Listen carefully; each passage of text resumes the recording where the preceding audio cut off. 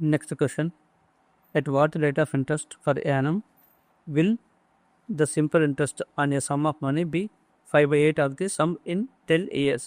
అంటే క్వశ్చన్లో మనకి ఏమంటుందంటో, ఫర్ ఎగ్జాంపుల్ ప్రిన్సిపల్ అమౌంట్ వచ్చేసి పి అనుకుందాం.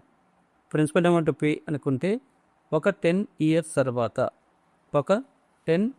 తర్వాత సింపుల్ ఇంట్రెస్ట్ అనేది 5/8 times of the principal amount అవ్వాలి అంటుండ్రు.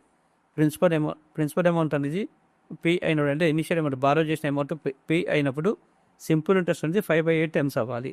అలా అవ్వాలి అంటే రేట్ ఆఫ్ ఇంట్రెస్ట్ అనేది ఎంత ఉండాలి ఫైండ్ అవుట్ చేయమంటుండు. So with which amount rate of interest the simple interest becomes 5/8 times of the initial amount. మనకి ఇది క్వశ్చన్. అయితే మనకి ఇక్కడ క్వశ్చన్ ఏమన్నది అంటే simple interest is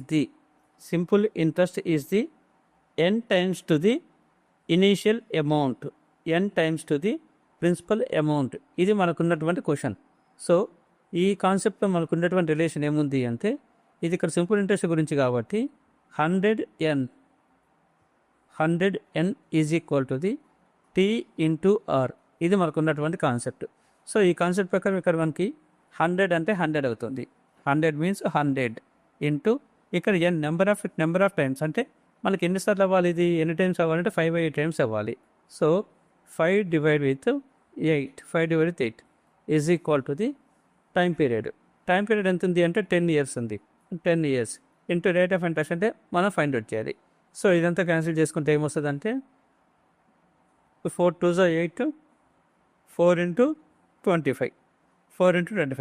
so 5 5 25 into 25 అంటే ఏమొస్తుంది, అది r is equal to the 5 into 25 అంటే 125 వస్తుంది. 125 ఇక్కడ 10 వచ్చేసి ఇటువైపు వెళ్తే ఇక్కడ మల్టిప్లికేషన్ కాబట్టి ఇటు అయితే డివైడ్ అవుతుంది. 2 into 20 అంటే 2 into 10 అంటే 10 into 2 అంటే 20 అవుతుంది. సో 125/20 అవుతుంది. సో రేట్ ఆఫ్ ఇంట్రెస్ట్ ఏమవుతుంది, ఇదంతా మనం క్యాన్సిల్ చేసుకుంటే 6.25% అవుతుంది. రేట్ ఆఫ్ ఇంట్రెస్ట్ అనేది 6.25% అయినట్లయితే మనకి 10 ఇయర్స్లో